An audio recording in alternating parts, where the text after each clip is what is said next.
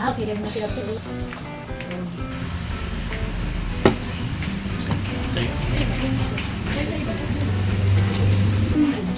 Ano gusto mo? Yung mga chocolate.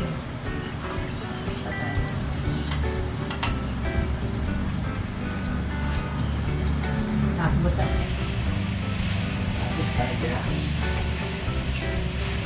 Gusto mo pala natin yan? Sarap. Ano yung sabi mo sa? Kainin mo, ito kainin mo. Matthew, try mo to. Yung isa ang try. Try natin to. Kuya, saglit lang ha. Ah, sige. Ay, gagato ko na siya. Samahan ng strawberry, tsaka ano, yan. Yan. Yung may kanin lang. Yan, game. Kain ka. Sarap ba? Ang lasa. Medyo maasim. Ano pa mas? Say, dito ka. May chocolate na.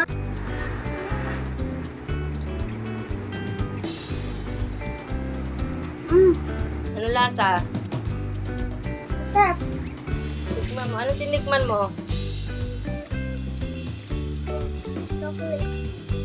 Sige pa, ianin mo. Tutukin mo yan. Ikarahin mo.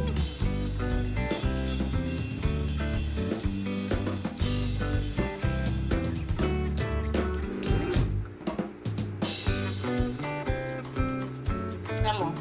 Go. Iangat mo.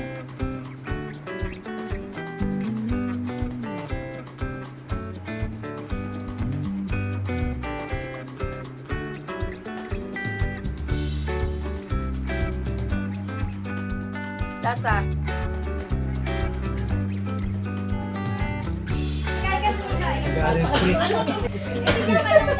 Ate, ano ang pangalan nito?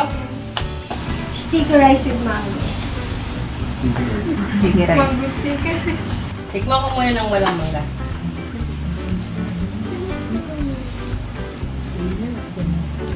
Malapit sa lasa ng sumana. Masarap.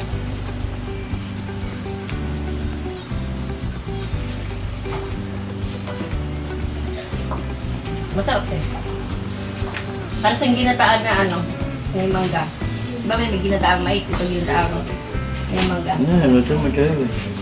Wapak Tofu with tofu with rice. Itry ko lang itong chocolate. Lagyan mo strawberry. Ito naman, chocolate with mangga. Dapat strawberry. Ayaw mo pa na strawberry. Ang hirap. Ito po ng plating na super appetizing. Kasi different colors that match. Tapos, merong flavors. So, as someone na mahilig sa chocolate, let's try the chocolate toast. Try ito, lagyan ng strawberry. Sige po, tikman ko muna po na walang... I think it's better with a lot of chocolates in it. Mas the chocolate you put in, the more it will blend with the rice. The flavor of the chocolate blends with the strawberry. So, it's a perfect combination. If you're looking for a recipe that's not so sweet, especially for those people who have trouble and diabetes or so on, you may try this. It's sour, at the same time sweet, but not so sweet. So there.